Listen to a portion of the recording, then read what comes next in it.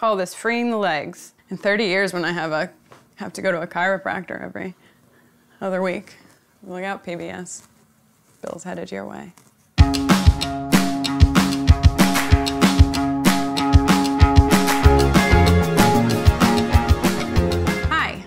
In today's episode, we're going to be talking about safe spaces, and specifically safe spaces for queer people of color. As you may know, having a safe space as a queer or trans person is really important. However, as queer and trans people, we have multiple identities to contend with. It isn't just sexuality and just gender identity. There are things like race, class, religion, and many other factors that all intersect to create who we are. We're going to sit down today with Ryan, who's the founder of an organization called Brooklyn Boyhood. They exist primarily to provide community, art, and music to queer and gender non-conforming people of color. Let's go talk to Ryan.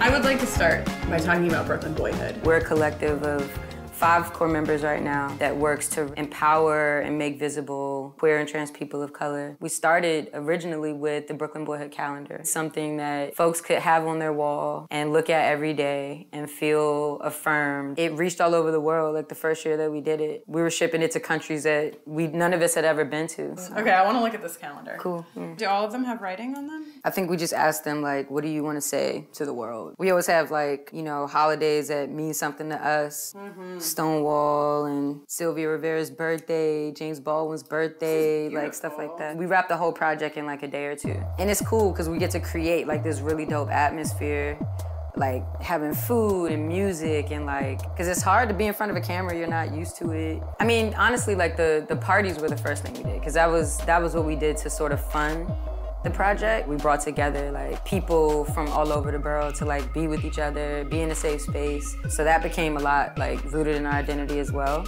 You had a need and you didn't realize that like that need was as great as it was until you put something out there and the universe was like, hey, we all have this need. Brooklyn Boyhood started because you wanted to see yourself reflected in the world around you. Yeah. So can you talk to me a little bit about before that? I grew up right outside of Washington, D.C. and it's like, you know, all black neighborhood. There were definitely gay people, gay kids in my school and stuff like that.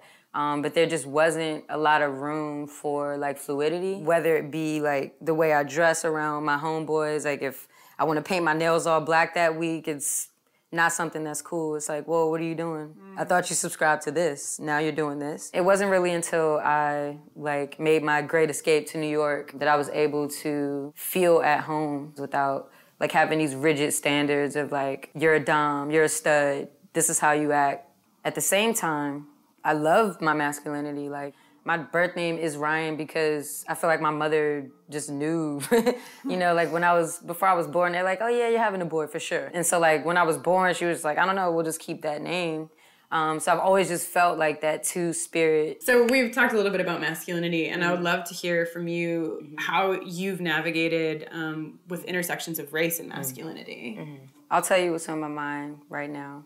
I was actually like recently assaulted and like pretty much jumped by a bunch of teenagers. That's why I have like a purple eye now. I don't know if you noticed that. No, I didn't. Like I was with a date and like late night trying to get food and like a literal clash, I feel like, of masculinity. This whole like, yo, who do you think you are? You think you're a dude. At this point, the thing that I'm grateful for is that I'm alive, because those kinds of situations can go a lot of ways. But also that I know that I'm already actively going to prevent that from happening to someone else. We work together and we mentor teens that are that age. We talk about misogyny, we talk about femphobia, we talk about homophobia, transphobia. Me knowing that I'm influencing them every day just helps me to realize like maybe this situation can happen again and one of my youth will be there and say, yo, we can't do this. There's a lot of conversation that happens around safe spaces for queer people of color. And there are people who feel like they belong in those spaces, even though they're not people of color. So I would just love to hear your experience with that. Yeah, I mean, there aren't a lot of places where people can come together like that. If they have to go to work all day and deal with their racist boss, you know, the last thing they want to do is go and party at a place and then like have an experience where someone does something racist or like some microaggression happens or something that's gonna just trigger stuff like that. So we've had people sort of meet us there and be like, yo, like we're white allies. We love you guys. We should want to bring our 12 friends.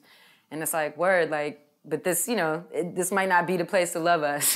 If you love us, allow us to like be with each other. One of the most difficult things that happens, especially when we're talking about microaggressions and as they relate to race or sexuality or gender, is that when you feel like you're not homophobic or transphobic or racist, it's really hard to take ownership of the fact that you are, that in many ways we all are. Exactly. Recognizing that is the first step to being able to eliminate that. It also brings me back to thinking about safe spaces again, because a lot of times that's like the only place that you can unpack things like that and not be told that you aren't feeling what you're feeling or it's not real. So growing up, you talked about not having a lot of queer role models. Did you think when you were a kid that you would be shaping the dialogue and working as an activist?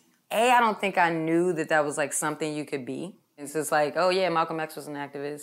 That was like a time that I wasn't alive. But it's very hard for me to see something be unjust and not, use it as an opportunity to like make it right. I couldn't have guessed that my life would be this fulfilling, this exciting, this hard, like all of those things at once. So, those are my sweet little nieces. They like know all about Brooklyn Boyhood. The calendar is up at their house every year. So incredible. So, it's like, especially after what we talked about, like how you're growing up and you're like, I don't know the word queer. Exactly. I don't know that any activism is even like happening now. What would it look like if we were teaching like Brooklyn Boyhood? Exactly. Yeah. So, all right. We did it. Yay, thank you.